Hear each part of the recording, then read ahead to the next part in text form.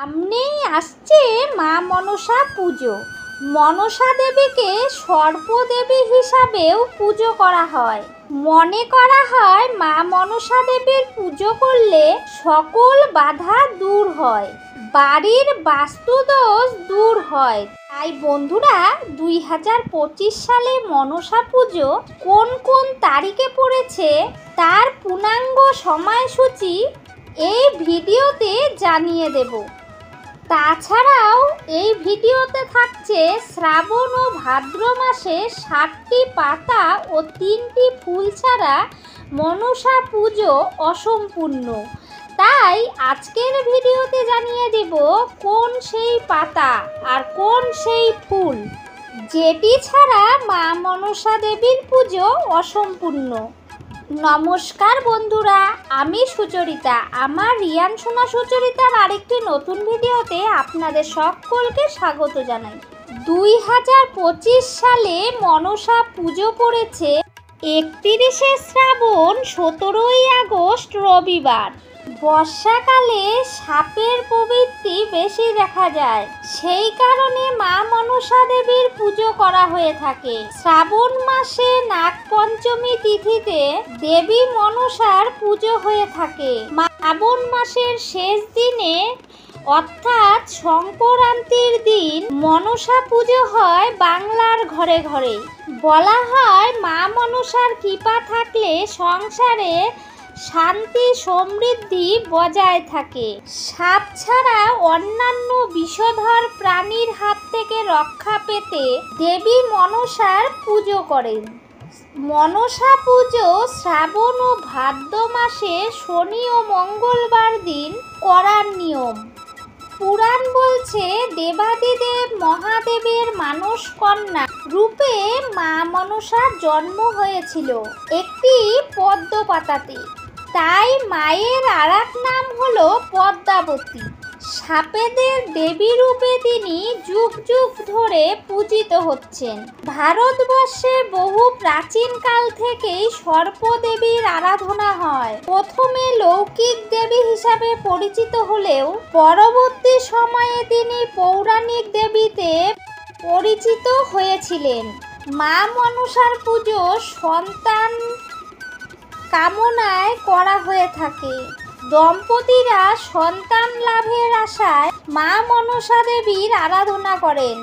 এছাড়া সাপেদের ভয় থেকে বাঁচার জন্য মা মনসা দেবীর আরাধনা করা হয়। মূলত বর্ষাকালেই দেবীর আরাধনা জনপ্রিয়। বেশিরভাগই মা মনসা দেবী পূজিত হন গাছের ডালে, অর্থাৎ শ্রীজ বৃক্ষ, অর্থাৎ মা মনসার গাছ। সেই শ্রেজ বৃক্ষেই মা মনসা দেবীর পুজো হয়। কোথাও বা সাপের ছবি আঁকা ঘটে মায়ের পুজো হয়ে থাকে। মা মনসার পুজো কলার ভেলাতেও হয়ে থাকে, আবার কোথাও কোথাও মূর্তি দিয়েও পুজো করা হয়। বর্ষাকালে সাপেদের প্রাদুর্ভাব বাড়ে।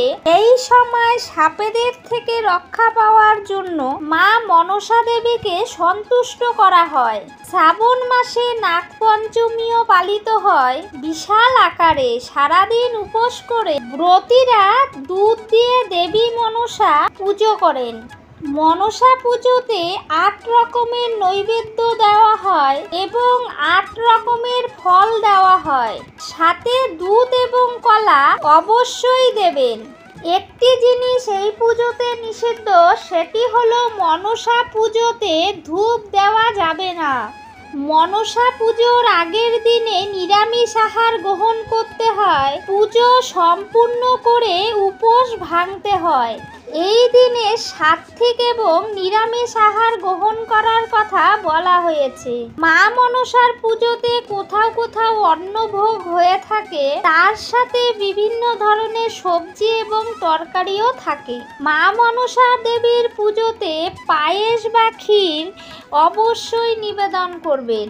বর্ষাকালে সাপেদের প্রাদুর্ভাব বেশি থাকায় বহু প্রাচীনকাল থেকে মানুষ সাপেদের কামড়ে প্রাণ হারাতো এবং সেই সময় থেকেই দেবী মনসাকে সন্তুষ্ট করা হয়। গ্রাম বাংলায় মনসা পুজো জাঁকজমকভাবে হয়ে থাকে। বেশিরভাগ পুজোতেই কুমড়ো বলি দেওয়া হয় মা মনসা দেবীর পুজোতে। পুরোহিত দিয়েও করা হয় বা বাড়ির মহিলারাও এই পুজো করে থাকে। দেবী মনসা পুজো খুব জাগ্রত পুজো, তাই খুব নিয়ম নিষ্ঠার সঙ্গে এই পুজো করতে হয়। বন্ধুরা, মা মনসা দেবীর পুজোতে রক্ত জবা ফুল অবশ্যই দেবেন।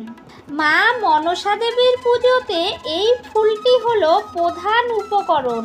এছাড়াও পদ্ম ফুল ও শালু ফুল মা মনসা দেবীর পুজোতে অন্যতম প্রধান উপকরণ। মা মনসা দেবীর পুজোতে সাদা এবং হলুদ ফুলও আপনারা অর্পণ করতে পারেন।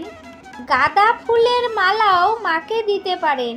মনসা পুজোতে যে 7 রকমের পাতা প্রয়োজন হয়, এই 7টি পাতা ছাড়া পুজো অসম্পূর্ণ থাকে।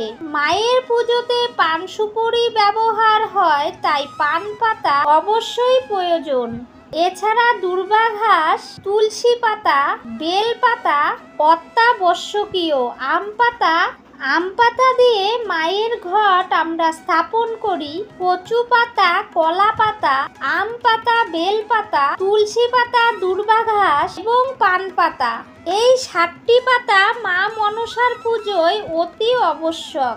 বন্ধুরা, আজকের ভিডিওটি আমি এখানেই শেষ করছি। আবার নতুন কোনো ভিডিও নিয়ে আপনাদের সামনে হাজির হব। চ্যানেলে নতুন বন্ধু হলে প্লিজ আমার এই ছোট্ট চ্যানেলটিকে সাবস্ক্রাইব করে পাশে থাকবেন। পাশে থাকার নোটিফিকেশান অল করে রাখলেই আমি যখনই নিত্য নতুন ভিডিও আপলোড দেব আপনাদের কাছে খুব সহজেই পৌঁছে যাবে। লাইক, কমেন্ট, শেয়ার করতে ভুলবেন না বন্ধুরা। দেখা হবে অন্য কোনো ভিডিওর সাথে। ততক্ষণ জুড়ে আমার ভিডিওটি দেখার জন্য আমার সকল বন্ধুকে অনেক অনেক ভালোবাসা ও ধন্যবাদ জানিয়ে আজকের ভিডিওটি আমি শেষ করছি। সবাই ভালো থাকবেন, সুস্থ থাকবেন।